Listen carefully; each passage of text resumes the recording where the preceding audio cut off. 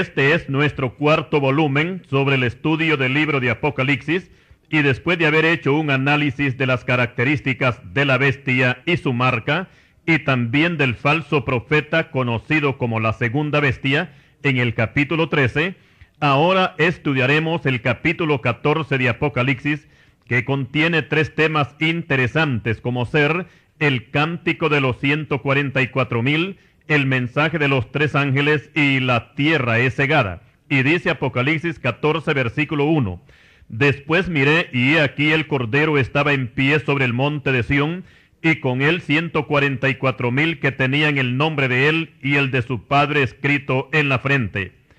Esta escena no se puede considerar como la segunda venida de Cristo, porque eso sucederá después del juicio sobre la gran ramera.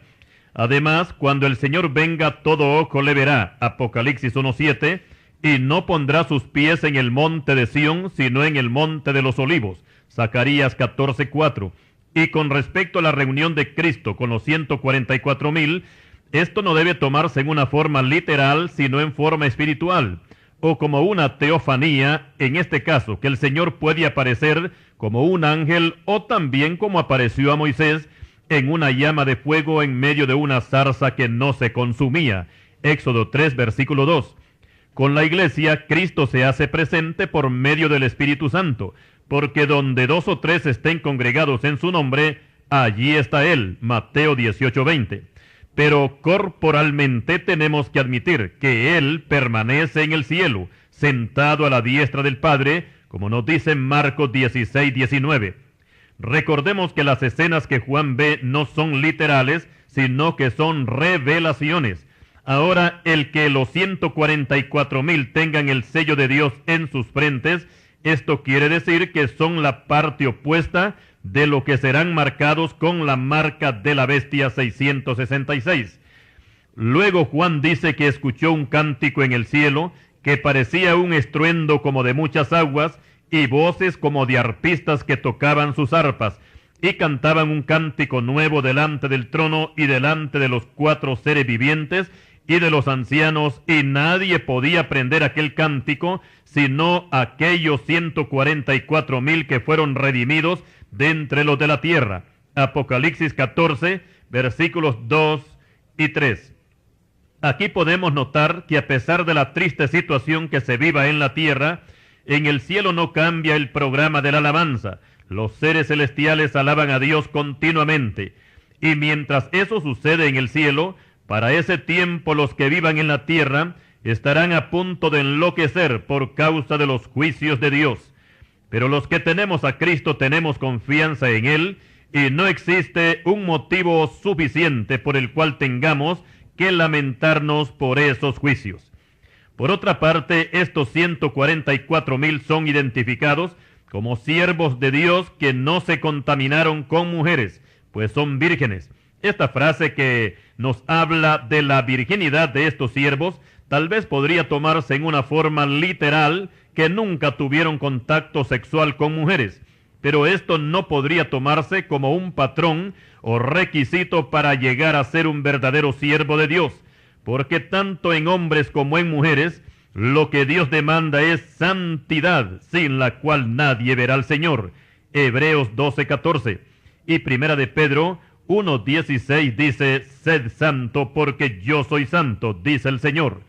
Podríamos entender que si estos 144,000 no se contaminaron con mujeres, es que no practicarán de la religión ramera, ni se postrarán ante ningún ídolo, y mucho menos para que le hayan rendido adoración a la imagen de la bestia, y se portarán tal como se portaron los 3 varones hebreos ante el rey de Babilonia, que prefirieron ser echados al horno de fuego ardiendo que adorar la estatua de oro que el rey había levantado.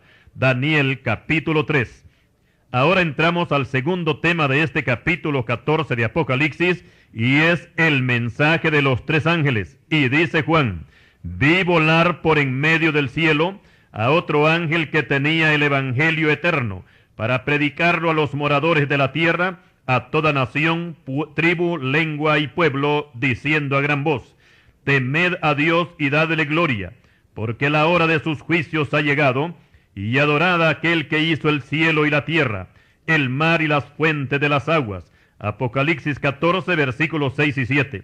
Con esta declaración se puede ver la gran misericordia de Dios brindando una oportunidad más a todos aquellos que no han sido marcados por la bestia. Y mientras los 144,000 que posiblemente habrán muerto a mano de la bestia y habrán resucitado, según Apocalipsis 13, 7, estos estarán reconcentrados en el monte de Sión. Entonces aparece un ángel predicando el santo evangelio y amonestando a todos los pecadores del mundo que teman a Dios y le den gloria, porque si habrán sobrevivido a los juicios anteriores, quién sabe si van a soportar los que vienen. Recordemos que Dios nunca envía un juicio sin antes ofrecer al hombre una oportunidad de arrepentimiento. Y aquí solamente es asunto de decisión. Y del hombre depende todo, salvarse o condenarse. Y sigue diciendo Juan que apareció otro ángel que decía: ha caído Babilonia, la gran ciudad, porque ha hecho beber a todas las naciones del vino del furor de su fornicación. Apocalipsis 14, 8. Aquí se habla más que todo del anuncio de la caída de Babilonia, tal como sucede con un empleado que va a ser despedido, y la empresa le da un preaviso haciéndole ver que solamente tiene 2 meses para trabajar en dicha empresa. Su despido ya está anunciado, pero mientras no haya pasado ese tiempo, él sigue trabajando. Lo mismo sucede con la Gran Babilonia, que aquí se le da, diríamos, el preaviso, pero su caída se hará efectiva en los capítulos 17 y 18 de Apocalipsis. Y volviendo al capítulo 14, versículos 9 al 11, encontramos que el tercer ángel aparece en escena y advierte que si alguno adora a la bestia y su imagen, y ha recibido la marca en la mano o en la frente, automáticamente estará bajo el juicio de Dios, y será atormentado con fuego y azufre, y el humo de su tormento sube por los siglos de los siglos. Y no tienen reposo ni de día ni de noche los que adoran a la bestia y a su imagen, ni nadie que reciba la marca de su nombre. Con lo que expresa este ángel, se da a conocer que para ese tiempo no todos habrán sido marcados, y algunos tendrán oportunidad de salvarse. Pero yo me pregunto, si no lo hacen ahora en el tiempo de la gracia, ¿cómo será entonces en medio de la gran tribulación, que con solamente el hecho de confesar a Cristo se expondrán a ser muertos por la bestia? La palabra de Dios dice: buscad a Dios mientras pueda ser hallado. Isaías 55, versículo 6. Ahora pasamos al tercer ángel, y dice aquí la palabra de Dios: la tierra es cegada. Leamos este pasaje. Miré y he aquí una nube blanca, y sobre la nube uno sentado semejante al Hijo del Hombre, que tenía en la cabeza una corona de oro, y en la mano una hoz aguda. Y del templo salió otro ángel clamando a gran voz al que estaba sentado sobre la nube: mete tu hoz y ciega, porque la hora de cegar ha llegado, pues la mies de la tierra está madura. Y el que estaba sentado sobre la nube metió su hoz en la tierra, y la tierra fue cegada. Apocalipsis 14, versículos 14 al 16.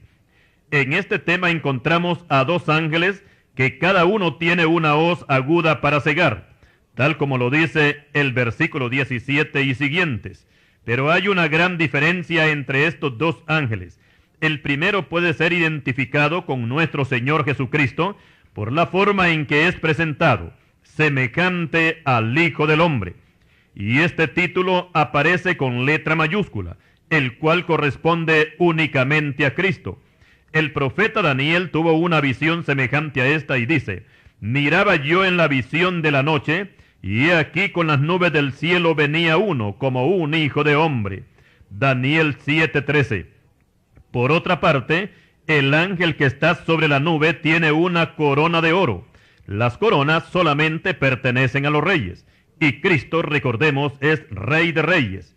Y con respecto a la ciega, creemos que esto será el cumplimiento de la profecía que el Señor dio en el caso de la parábola del trigo y la cizaña. Veamos la explicación de esta parábola. El que siembra la buena semilla es el Hijo del Hombre. El campo es el mundo. La buena semilla son los hijos del reino y las cizañas son los hijos del malo. El enemigo que la sembró es el diablo. La siega es el fin del siglo y los segadores son los ángeles. Mateo 13, versículos 37 al 40. A esta primera siega del capítulo 14 de Apocalipsis se le puede aplicar como la última oportunidad de salvación a los gentiles. Notemos que en esta primera siega no se mencionan muertos, ni tampoco gente salva de Israel, porque la parábola menciona a los gentiles, o sea, el campo. Mateo 13:38, el campo es el mundo.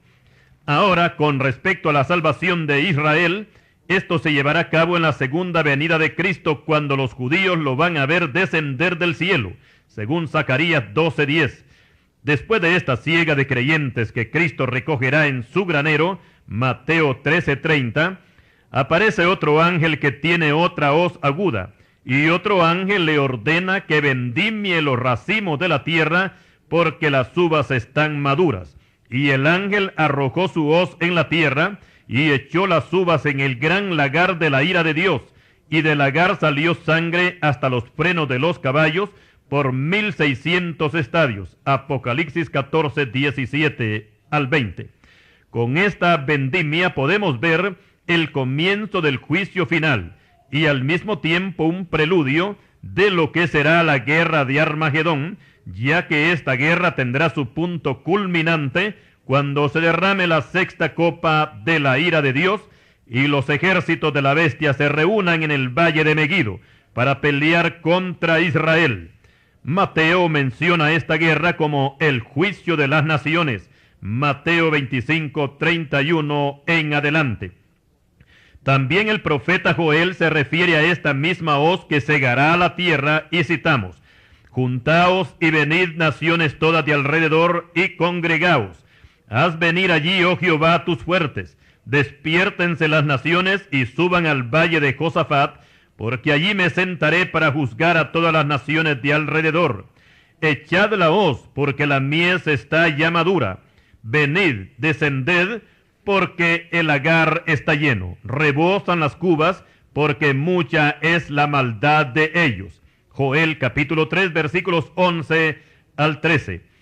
El apóstol Juan nos dice que en este juicio de guerra la sangre correrá hasta los frenos de los caballos por 1600 estadios, o sea, el equivalente de 320 kilómetros. Y esta es precisamente la medida que tiene el valle de Josafat, conocido también como el valle de Megido, valle de Jezreel o valle de la matanza. En esta siega se puede notar que la ira de Dios se deja sentir sin compasión para todos aquellos que adoren a la bestia y a su imagen, y hayan recibido su marca en la mano derecha o en la frente. Y de inmediato pasamos al capítulo 15, que más que todo es la presentación de 7 ángeles, los cuales son portadores de los últimos juicios conocidos como las copas de la ira de Dios. También Juan observa a los valientes que han alcanzado victoria sobre la bestia, parados en un mar como de vidrio mezclado con fuego, con las arpas de Dios, y entonan un hermoso cántico conocido como el cántico de Moisés y el cántico del Cordero, diciendo: «Grandes y maravillosas son tus obras, Señor Dios Todopoderoso. Justos y verdaderos son tus caminos, Rey de los santos. ¿Quién no te temerá, oh Señor, y glorificará tu nombre? Pues solo tú eres santo, por lo cual todas las naciones vendrán y te adorarán, porque tus juicios se han manifestado». Apocalipsis 15, versículos 1 al 4. Después de este cántico, Juan ve el cielo abierto, y aparece el tabernáculo del testimonio dentro del templo. Y de este templo es que salen los 7 ángeles que traen las 7 plagas postreras, y vienen vestidos de lino fino y resplandeciente, y ceñidos el pecho con cinto de oro, y uno de los 4 seres vivientes dio a los 7 ángeles 7 copas de oro, llenas de la ira de Dios que vive por los siglos de los siglos. y el templo se llenó de humo por la gloria de Dios y por su poder, y nadie podía entrar en el templo hasta que se hubiesen cumplido las 7 plagas de los 7 ángeles. Apocalipsis 15, versículos 5 al 8. Este capítulo 15 se puede considerar como la introducción a la parte final de los juicios, o como dijéramos en otras palabras, el principio del fin, y que abarcará a toda la tierra, ya que a partir del capítulo 16 se puede apreciar que a los pobres pecadores e impíos se les habrá cerrado definitivamente la puerta. Habrán perdido toda oportunidad de ser salvos. La venganza de Dios será dura para ellos, y en ese tiempo la gente va a entender lo que ahora no entienden. Qué horrenda cosa es caer en manos del Dios vivo. Hebreos 10:31. Despreciar al Señor Jesucristo y pisotear su sangre que Él derramó en favor del mundo, esto es algo que el Padre no perdonará jamás, porque Dios no puede ser burlado. Él dice: desde el siglo he callado y he guardado silencio y me he detenido. Isaías 42:14. En Ezequiel 7, versículos 8 y 9, Dios dice: ahora pronto derramaré mi ira sobre ti y cumpliré en ti mi furor, y mi ojo no perdonará, ni tendré misericordia. Según tus caminos pondré sobre ti, y en medio de ti estarán tus abominaciones, y sabréis que yo Jehová soy el que castiga. Más adelante estudiaremos por su orden los juicios más severos que Dios derramará sobre el mundo, conocidos como las 7 copas de la ira de Dios. Continuaremos.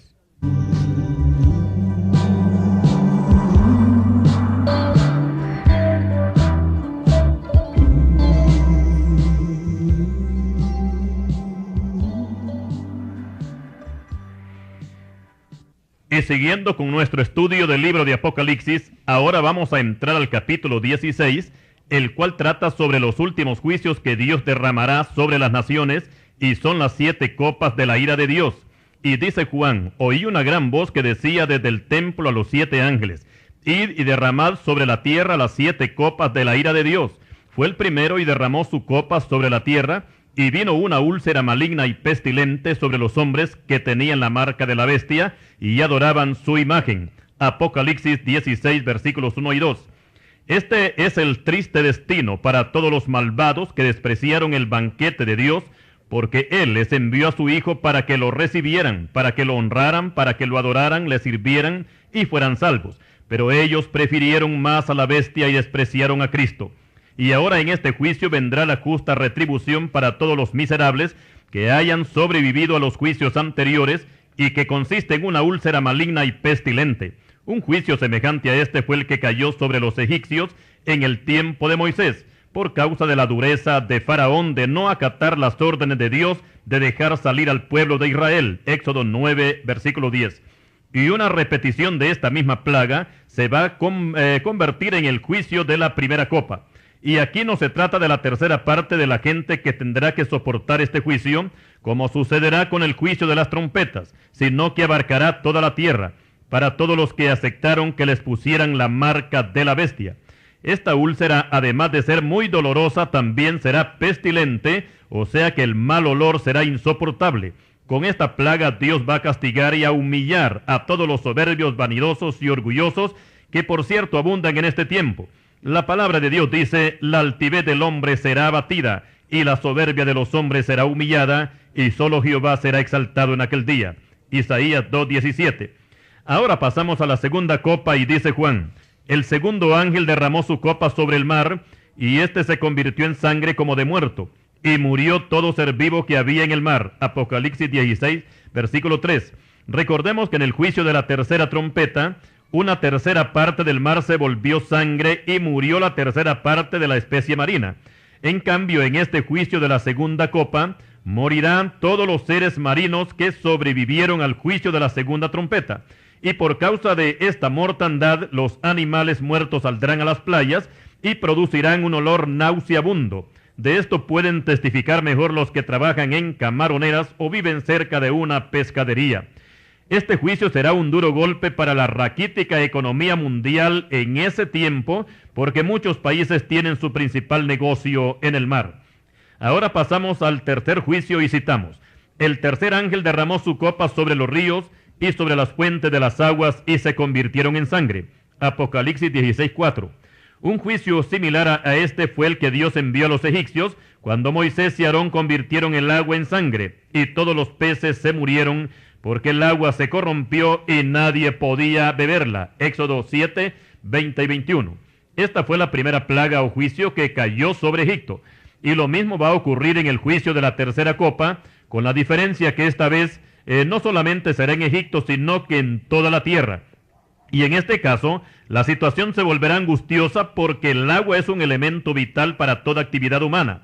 Y este juicio consistirá no solamente que el agua se convierta en sangre, sino que la gente se va a ver en la necesidad de tomarla por cuanto derramaron la sangre de los santos y de los profetas. Ahora les tocará a ellos beber sangre en vez de agua, porque se lo merecen, dice Apocalipsis 16, 6.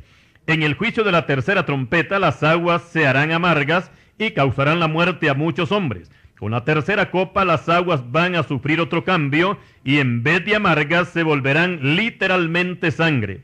Recordemos que para el Señor esto no será imposible, porque para Él lo mismo es transformar agua en vino, como también agua en sangre.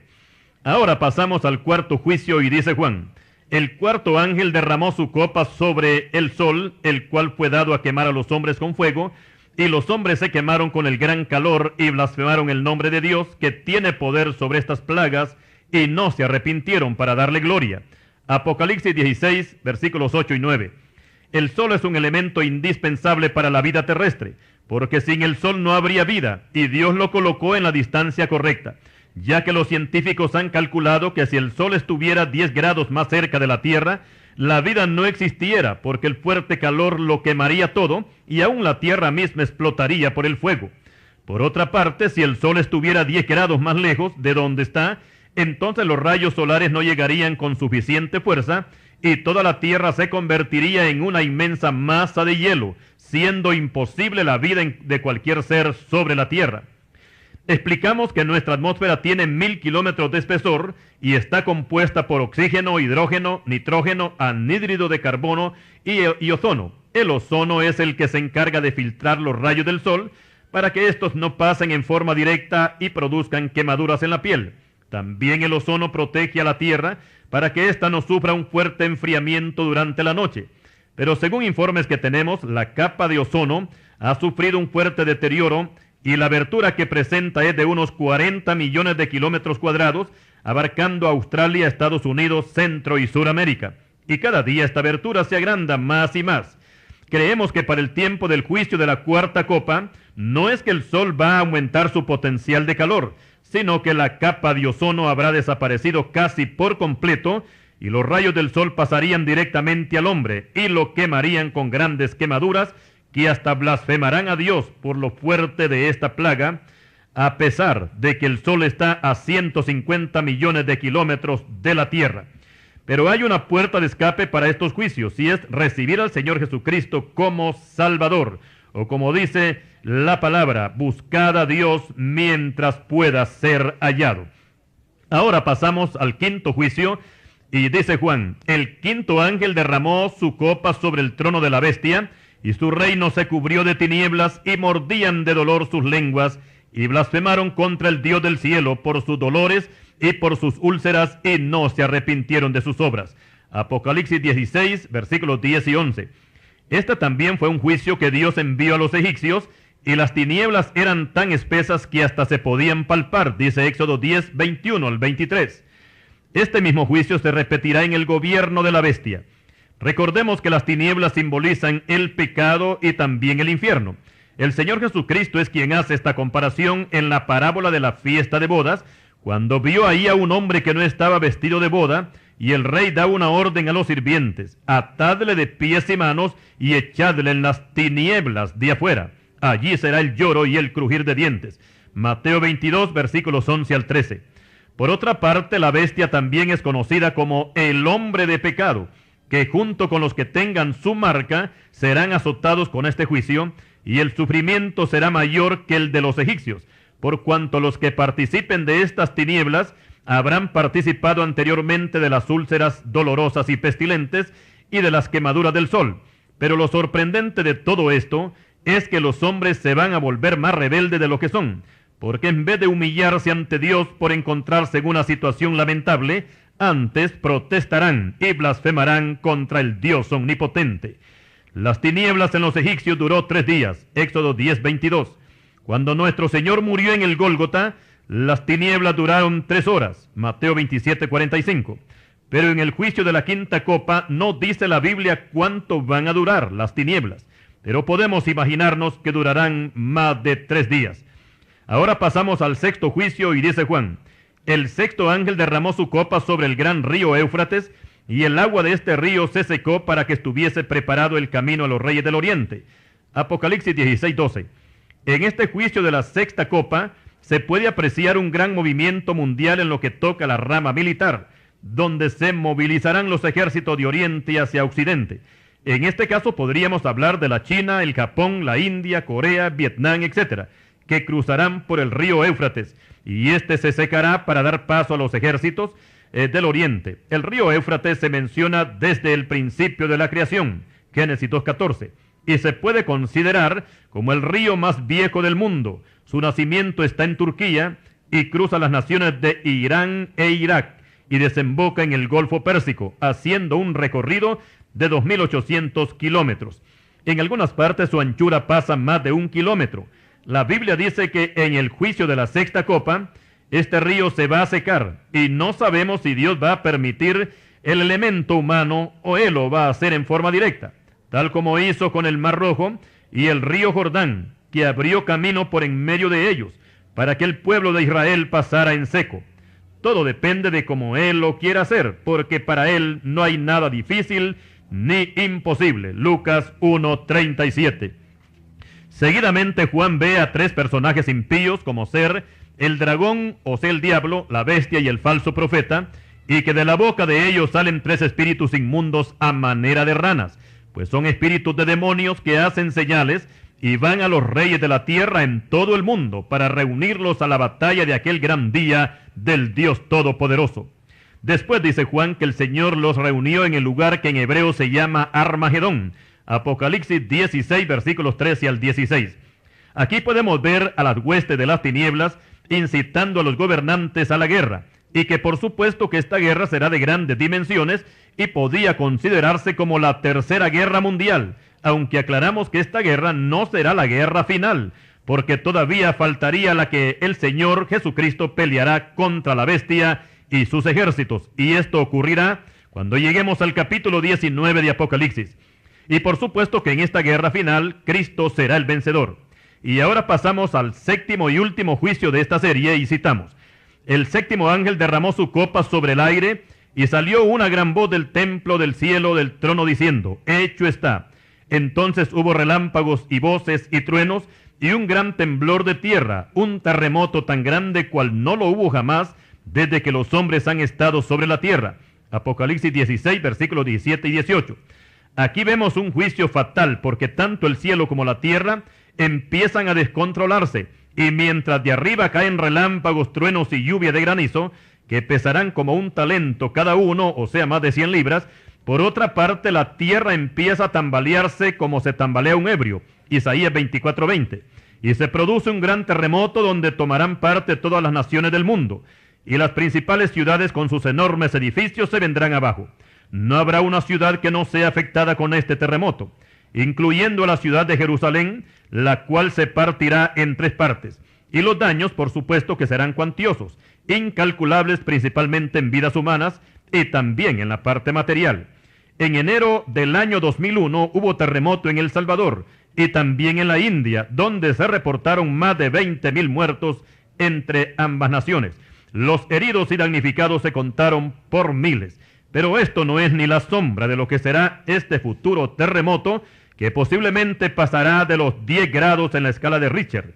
Este juicio es considerado como uno de los más severos, porque se trata del cierre de los juicios sobre las naciones, y además de eso, los hombres estarán debilitados por causa de los juicios anteriores.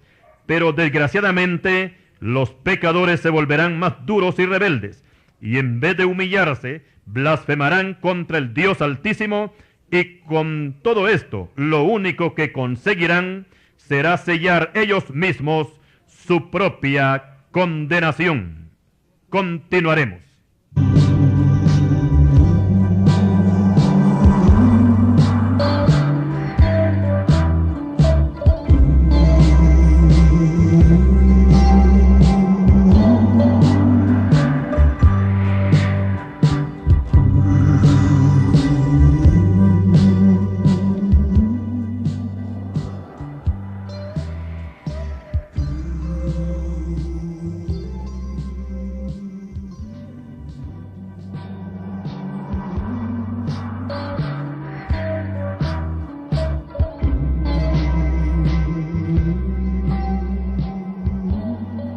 Y siguiendo con nuestro estudio sobre el libro de Apocalipsis, pasamos al capítulo 17, que nos habla de la condenación de la gran ramera, conocida también como la Gran Babilonia, que ha fornicado con los reyes de la tierra, y los moradores de la tierra se han embriagado con el vino de su fornicación. También Juan vio a esta ramera ebria, pero no de vino, sino de la sangre de los santos y de la sangre de los mártires de Jesús. Esta sangre derramada se trata de la Iglesia de Cristo, que por más de 500 años fue perseguida, encarcelada y torturada, y fueron millones los que murieron quemados en las hogueras, en crucifixiones, despedazados por fieras y torturados de muchas maneras por orden de los que manejaban la así llamada Santa Inquisición. Hubieron 3 famosos inquisidores que llevaron a sus tribunales a miles de creyentes y posteriormente a la tortura y a la muerte. Y en primer lugar tenemos a Tomás de Torquemada, que durante sus 18 años de poder que tuvo en España, quemó en la hoguera a 10.220 personas entre judíos y evangélicos. Segundo está Diego de Deza, teólogo español, conocido como el Gran Inquisidor. Este teólogo torturó y quemó en la hoguera a 39.440 personas entre judíos y evangélicos. El tercero fue Francisco Jiménez de Cisneros. Este era el confesor de la reina Isabel. Este inquisidor llevó a la muerte a 52.855 personas. De esta cantidad, 3.564 Cisneros los quemó vivos a fuego lento. En los tiempos de la Inquisición, principalmente en la Edad Media, con solamente el hecho de confesar ser un seguidor de Cristo, era motivo más que suficiente para ser condenado a muerte. Para los historiadores, la Inquisición es uno de los más vergonzosos capítulos que se le ha legado a la historia, y que jamás se podrá olvidar. Fue la instalación de terribles tribunales que llevaron a la tortura y a la muerte a decenas de miles de víctimas inocentes. Explicamos que cuando en este capítulo 17 y capítulo 18 de Apocalipsis se habla de una ramera con el nombre de Babilonia, no se está refiriendo a una sola denominación religiosa, sino a una mezcla de religiones y sectas que se unirán para formar una sola iglesia mundial. Y toda esta mezcolanza de doctrinas de hombres formarán lo que Juan menciona como la gran ramera. También aquí van incluidos grupos de evangélicos nominales, superficiales, o sea, gente que se dice ser cristiana evangélica, pero que jamás han estado al pie de la cruz de Cristo. Estos, al igual que Judas Iscariote, nunca se convirtieron al Señor y formarán parte de esta superiglesia ramera. Pero además de la ramera, Juan menciona a la bestia que la trae, la cual tenía 7 cabezas y 10 cuernos. Las 7 cabezas representan 7 montes, sobre los cuales se sienta la mujer, y también simbolizan a 7 reyes. 5 de ellos han caído, uno es y el otro aún no ha venido, y cuando venga es necesario que dure breve tiempo. Apocalipsis 17:10. Los 5 reyes que habían caído, o sea que ya habían pasado, se trataba de Babilonia, Asiria, Egipto, Medopersia y Grecia. Todos estos 5, de una u otra forma, maltrataron al pueblo de Dios, a Israel. La cabeza número 6 era Roma, que era la que dominaba en el tiempo del apóstol Juan. y el otro que no había venido, o sea, la cabeza número 7, y que su gobierno sería de corta duración.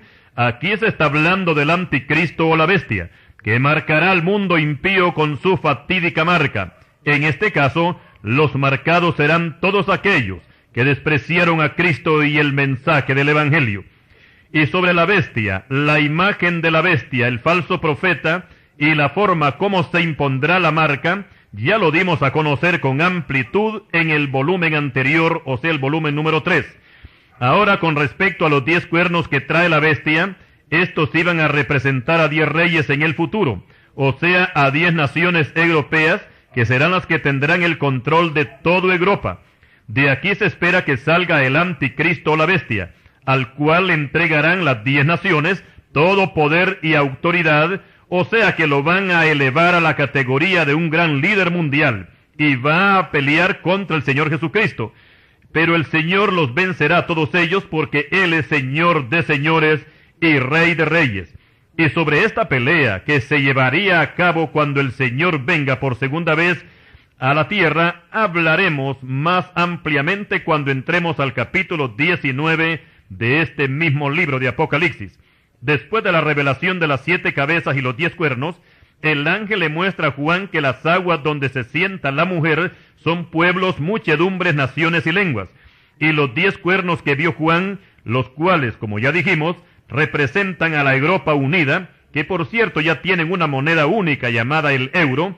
Estos cuernos, o sea, estas naciones, aborrecerán a la ramera, y la dejarán asolada y desnuda, y devorarán sus carnes, y la quemarán con fuego.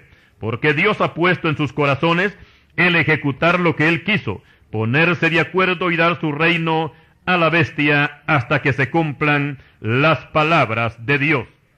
Luego el ángel le dice al apóstol que la mujer que ha visto sentada sobre muchas aguas es la gran ciudad que reina sobre los reyes de la tierra. Apocalipsis 17, versículos 15 al 18. Notemos algo, y es que esta mujer que en el pasado se embriagó con la sangre de los mártires del Señor Jesucristo, ejerce una gran influencia política y diplomática sobre los gobiernos del mundo. Pero según el programa de Dios y en lo que toca a juicios, primero se comienza con la apertura de los sellos, que son los primeros 7 juicios. Después siguen los juicios más fuertes, simbolizados por el toque de las trompetas, y por último los juicios más devastadores, que son las 7 copas de la ira de Dios. De estos juicios ya hablamos con amplitud anteriormente, pero queda un juicio pendiente, y es el juicio sobre la gran ramera, que por haber matado a los siervos de Dios y presentar una doctrina falsa ante el mundo, Dios le reserva un juicio especial, y es que será quemada con fuego. Apocalipsis 17, versículo 16. A continuación pasamos al capítulo 19 con 3 temas importantes, como ser las alabanzas en el cielo, la cena de las bodas del Cordero y el jinete del caballo blanco. Y a continuación entramos al primer tema y leemos: después de esto oí una gran voz de gran multitud en el cielo que decía: ¡Aleluya! Salvación y honra y gloria y poder son del Señor Dios nuestro, porque sus juicios son verdaderos y justos, pues ha juzgado a la gran ramera, que ha corrompido la tierra con su fornicación, y ha vengado la sangre de sus siervos de la mano de ella. Apocalipsis 19, versículos 1 y 2. Hay un dicho que dice que después de la tempestad viene la calma, pero aquí sería: después del juicio viene la alabanza. Y eso es lo que ocurre en el cielo, después que ha pasado el juicio sobre la gran ramera, o sea que ésta ya habrá dejado de existir. Y la palabra clave aquí para demostrar alabanza y victoria en el cielo es aleluya. Esta palabra en la tierra no cambia en ningún idioma, y es la que se pronunciará en el cielo con la presencia de millones de santos. Aquí el nombre de Dios es glorificado en una forma especial, y al mismo tiempo se proclama que sus juicios son verdaderos y justos, al haber juzgado a la gran ramera. Y de esta manera Dios toma venganza de todos aquellos siervos y siervas que ofrendaron sus vidas por Cristo y el Evangelio, y que fueron muertos en los 20 siglos que han pasado, principalmente por los millones que murieron en la Inquisición. Esto se puede tomar como una respuesta al clamor de venganza de las almas que aparecen bajo el altar cuando se abre el quinto sello, y que habían muerto por la palabra de Dios y por el testimonio que tenían, y clamaban a gran voz diciendo: ¿Hasta cuándo, Señor santo y verdadero, no juzgas y vengas nuestra sangre en los que moran en la tierra? Apocalipsis 6, versículos 9 y 10. La palabra dice que el que pide recibe, y estos piden venganza, y Dios les complace esta petición al enjuiciar a la gran ramera. Apocalipsis 19, versículo 2. Y mientras en la tierra el humo del incendio continúa, en el cielo también continúa la alabanza. Y la palabra aleluya se repite varias veces, y los 24 ancianos y los 4 seres vivientes se postraron en tierra y adoraron a Dios, que estaba sentado en el trono, y decían: Amén, aleluya. Y Juan oye una voz como de una gran multitud, como el estruendo de muchas aguas, y como la voz de grandes truenos que decía: Aleluya, porque el Señor nuestro Dios Todopoderoso reina. Gocémonos y alegrémonos, y démosle gloria, porque han llegado las bodas del Cordero, y su esposa se ha preparado. Y a ella se le ha concedido que se vista de lino fino, porque el lino fino es las acciones justas de los santos. Apocalipsis 19, versículos 1 al 8. Con estos pasajes se da a conocer la alegría en el cielo, no solamente por el juicio de la gran ramera, sino porque habrá llegado el momento tan anhelado de la iglesia, como ser las bodas del Cordero.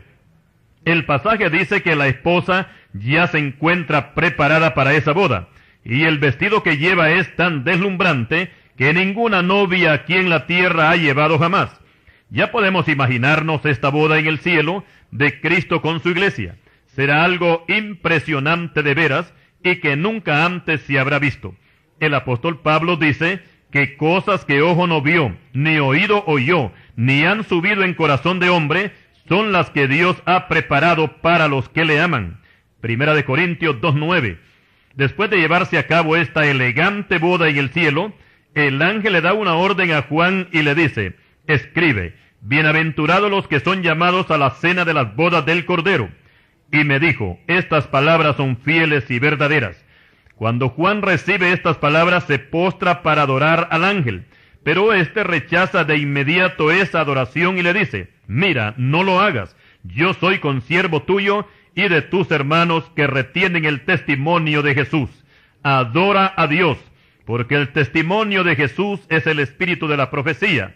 Apocalipsis 19, versículos 9 y 10. Después de todo esto, de esta boda, lo que viene a continuación es la recepción, que consiste en llevar a los invitados a un lugar ya preparado para disfrutar de comida, bebida y el famoso pastel de boda. Pero en la boda de Cristo con su iglesia, se trata de una cena especial, donde los invitados también son especiales. El ángel usa la palabra: bienaventurados los que son llamados a la cena de las bodas del Cordero. Por supuesto que aquí no va a entrar cualquiera, sino solamente los que llenen los requisitos que Dios demanda. Y estos invitados podrían ser Noé, Abraham, Isaac, Jacob y sus hijos, Moisés, Josué, David y todos los santos del Antiguo Testamento que fueron fieles al Señor. Ninguna persona que haya partido en pecado de este mundo podrá ser partícipe de esta boda, ni tampoco invitado a la cena. El Señor Jesucristo da una parábola de la fiesta de bodas, y se trata de un rey que hizo boda para su hijo. Y cuando ya todo estaba listo y el salón estaba lleno de invitados, el rey entró para ver a los convidados, y vio allí a un hombre que no estaba vestido de boda, y le dijo: amigo, ¿cómo entraste aquí sin estar vestido de boda? Mas él enmudeció. Entonces el rey dijo a los que servían: atadle de pies y manos y echadle a las tinieblas de afuera. Allí será el lloro y el crujir de dientes, porque muchos son llamados y pocos escogidos. Mateo 22, versículos 1 al 4. Estimado amigo, si usted desea participar en las bodas del Cordero, póngase ya su traje de boda. Procure no ser de los muchos llamados, sino de los pocos escogidos. Arrepiéntase de sus pecados y reciba al Señor Jesucristo como su Salvador personal. Si esto hace, puede estar seguro que no será echado a las tinieblas de afuera. Continuaremos. Estamos invitados a una fiesta hermosa, sublime y tan gloriosa, que no habrá otra igual. Las bodas del Cordero, de Cristo con su iglesia, velozmente se acerca. Yo listo quiero estar. Y continuando con nuestro estudio sobre Apocalipsis, ahora pasamos al jinete del caballo blanco y citamos: Entonces vi el cielo abierto, y he aquí un caballo blanco, y el que lo montaba se llamaba Fiel y Verdadero, y con justicia juzga y pelea. Sus ojos eran como llama de fuego, y había en su cabeza muchas diademas, y tenía un nombre escrito que ninguno conocía sino él mismo. Estaba vestido con una ropa teñida en sangre, y su nombre es el Verbo de Dios. Y los ejércitos celestiales, vestidos de lino finísimo, blanco y limpio, le seguían en caballos blancos. De su boca sale una espada aguda, para herir con ella a las naciones, y él la regirá con vara de hierro. Y él pisa el lagar del vino del furor y de la ira del Dios Todopoderoso. Y en su vestidura y en su muslo tiene escrito este nombre: Rey de Reyes y Señor de Señores. Apocalipsis 19, versículos 11 al 16. Con la introducción de este pasaje del jinete montado en caballo blanco, se da a conocer la entrada triunfal del Señor Jesucristo en su segunda venida, para establecer su reino en la tierra. Pero antes, Él tiene que pelear contra la bestia y contra los gobernantes del mundo y sus ejércitos. El pasaje dice que con justicia juzga y pelea, y de su boca sale una espada aguda para herir a las naciones, y las regirá con vara de hierro. Esto puede ser el cumplimiento de la profecía del Salmo 2, que dice: los quebrantarás con vara de hierro, como vasija de alfarero los desmenuzarás. Esto se refiere a las naciones. Ahora pues, oh reyes, sed prudentes, admitid amonestación, jueces de la tierra, servid a Jehová con temor y alegraos con temblor, honrad al Hijo para que no se enoje y perezcáis en el camino, pues inflama de pronto su ira. Bienaventurados todos los que en él confían. Salmo 2, versículos 8 al 12. Aquí dice que hay que honrar al Hijo. Y como es natural y ya todos sabemos que el mundo no honra a Cristo, el mundo honra pero a los falsos cristos. Y esa es la razón que cuando el Señor venga, las naciones se van a llenar de ira, según Apocalipsis 11:18. Y por supuesto que no le darán una cordial bienvenida, sino que harán guerra contra él. El pasaje también dice que el Señor venía con una ropa teñida en sangre. Esto quiere decir que la batalla la ha peleado él solo. La iglesia no ha tomado parte en esto, ya que los que siguen al jinete montado en caballo blanco, también ellos vienen en caballos blancos, con vestidos de lino finísimo, blanco y limpio, pero estos no traen sus ropas manchadas de sangre. Y eso de que el Señor venga con sus ropas manchadas de sangre, puede ser el cumplimiento de la profecía de Isaías, que dice así: ¿quién es este que viene de Edom, de Bosra, con vestidos rojos? Este, hermoso en su vestido, que marcha en la grandeza de su poder. Yo, el que hablo en justicia, grande para salvar. ¿Por qué es rojo tu vestido y tus ropas como el que ha pisado el lagar? He pisado yo solo el lagar, y de los pueblos nadie había conmigo. Los pisé con mi ira y los hollé con mi furor, y su sangre salpicó mis vestidos y manché todas mis ropas. Porque el día de la venganza está en mi corazón, y el año de mis redimidos ha llegado. Miré y no había quien ayudara, y me maravillé que no hubiese quien sustentase. Y me salvó mi brazo, y me sostuvo mi ira, y con mi ira hollé los pueblos, y los embriagué con mi furor, y derramé en tierra su sangre. Isaías 63, versículos 1 al 6. En este pasaje podemos ver al Señor Jesucristo peleando una batalla decisiva, donde ningún país del mundo estará a su favor en ese día.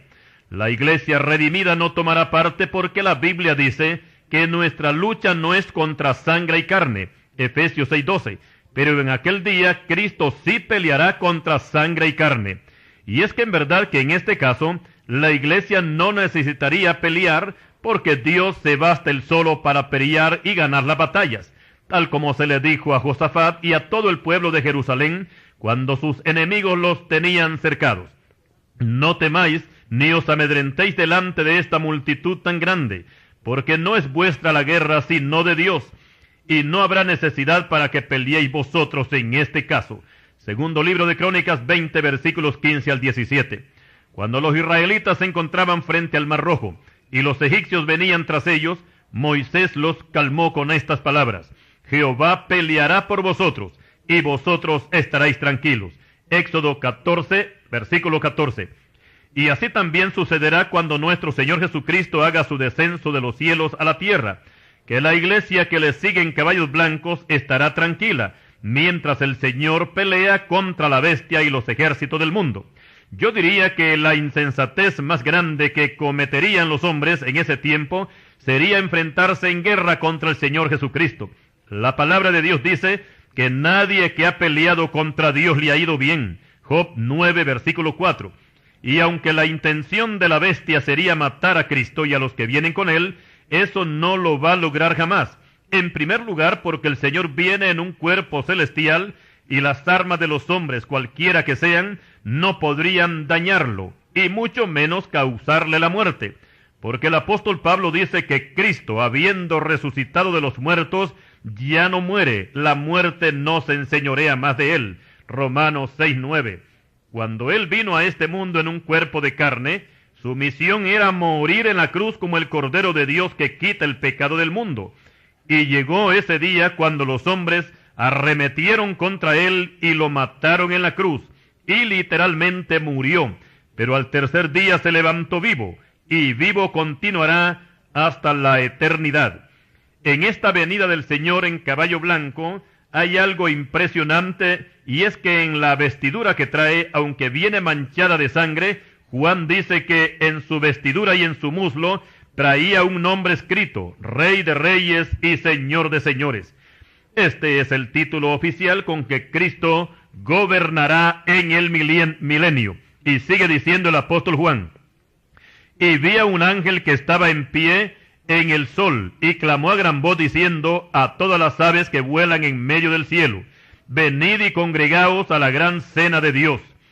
Anteriormente hablamos de una gran cena que se lleva a cabo después de la boda del Cordero. Esta cena será en el cielo con toda la iglesia y con todos los invitados. Pero esta otra cena será en la tierra, donde los invitados serán las aves de rapiña que vuelan por los cielos.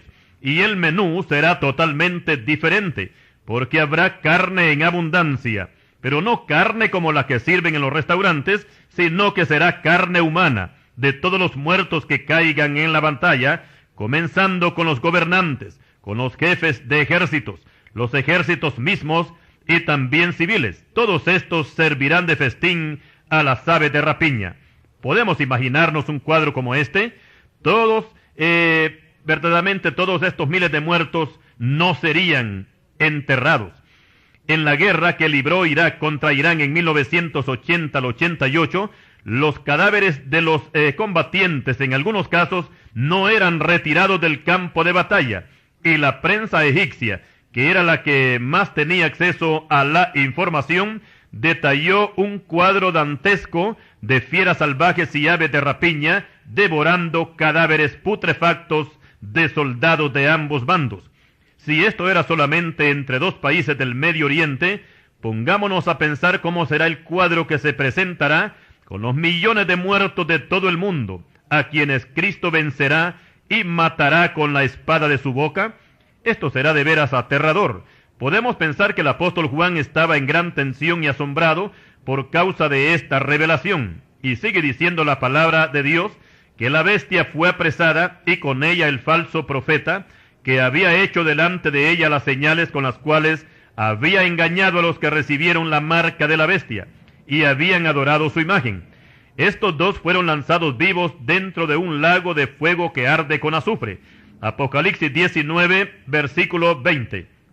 Con este pasaje se da a conocer el final del ministerio de la bestia, que por 3 años y medio habrá gobernado al mundo, y las gentes que todavía vivan en ese tiempo se espantarán cuando vean que el personaje que ellos creían invencible ha sido tomado preso por orden del Señor Jesucristo. Recordemos que al inicio, cuando su herida mortal fue sanada, se maravilló toda la tierra y adoraron al diablo, que había dado autoridad a la bestia, y decían: ¿quién como la bestia, y quién podrá luchar contra ella? Apocalipsis 13, versículos 3 y 4.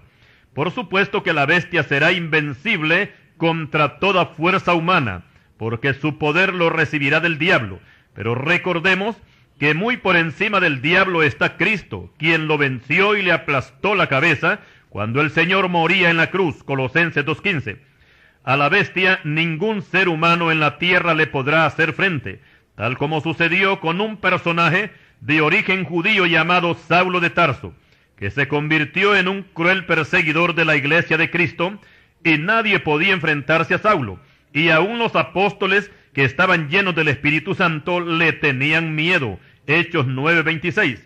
Pero llegó un día cuando terminó su loca carrera de perseguidor, y fue cuando Cristo le salió al encuentro en el camino hacia Damasco. Después de este encuentro, Saulo se convirtió en el más elocuente predicador de todos los que han habido en todos los siglos. Y a través de esta conversión, las iglesias tenían paz por toda Judea, Galilea y Samaria. Hechos 9:31. A Saulo solamente Cristo podía hacerle frente. Y lo mismo sucederá con la futura bestia, que solamente Cristo podrá vencerla, con la única diferencia que Saulo se convirtió al Evangelio. Pero con la bestia no sucederá así, porque este personaje, en vez de arrepentirse de su maldad, que sería mucha por cierto, hará guerra contra el Señor. Pero su guerra terminará cuando sea apresado, junto con su compañero inseparable, el falso profeta, el cual habrá engañado a todos los que recibieron la marca de la bestia y habrían adorado su imagen. Estos dos impíos, después de su captura, no pasarán por el juicio, como se hará con los millones de pecadores que ahora mismo están en el infierno, que un día tendrán que comparecer ante el trono blanco. Apocalipsis 20, versículos 11 y 12. La Escritura dice que estos dos, la bestia y el falso profeta, serán lanzados vivos dentro del lago de fuego que arde con azufre. Apocalipsis 19, versículo 20. El profeta Ezequiel tiene una profecía que posiblemente va dirigida a la captura de esta bestia, y citamos: y tú, profano e impío, príncipe de Israel, cuyo día ha llegado ya, el tiempo de la consumación de la maldad. Así ha dicho Jehová el Señor: depón la tiara, quita la corona.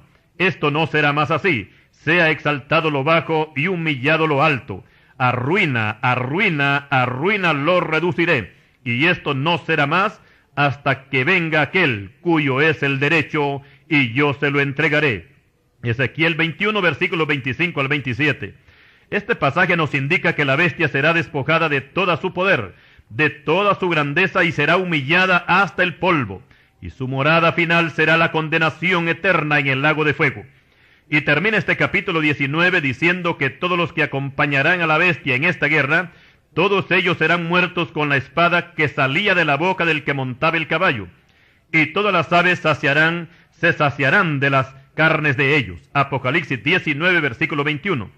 Todas estas personas que morirán no serán enterradas, no tendrán ese honor de ser puestos sus cuerpos en una sepultura, tal como sucedió con la impía Jezabel, que su cadáver se lo comieron los perros, y el malvado Herodes, que mató al apóstol Jacobo, este murió comido de gusanos, o sea que no lo enterraron porque los gusanos no dieron tiempo para ello. Hechos 12:23. Triste final para todos aquellos que caen bajo el engaño del diablo, cuyo propósito es conducirlos a los lamentos del tormento eterno en el lago de fuego. Y aquí lanzamos una seria advertencia, y es que todo aquel que rechace al Señor Jesucristo y su sacrificio que Él hizo en la cruz, y se muere sin salvación, mejor no hubiera nacido en el mundo, porque su suerte no será mejor que la de la bestia y el falso profeta, porque juntos compartirán la misma condenación en el lago de fuego. Y hasta aquí llegamos con este tema de Apocalipsis capítulo 19. No deje de escuchar el quinto y último volumen sobre el libro de Apocalipsis. Recuerde que Cristo viene ya. Desde Tegucigalpa, Honduras, Hernán Sauceda Mencía, siervo del Señor, agradece su atención a este cuarto volumen. Que el Señor le bendiga y recuerde que Cristo viene ya.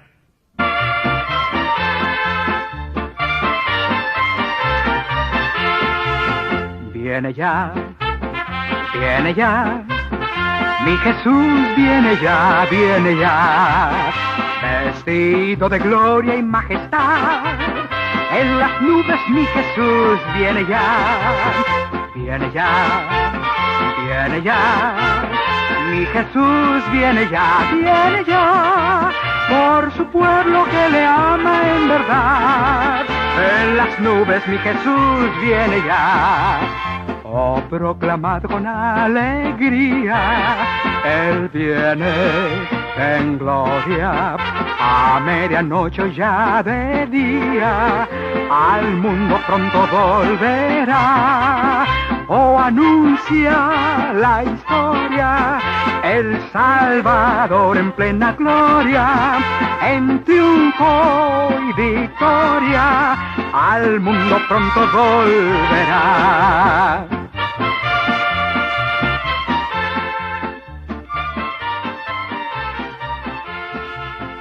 Oh, dad al Rey la bienvenida, Él viene en gloria, espérale con luz prendida.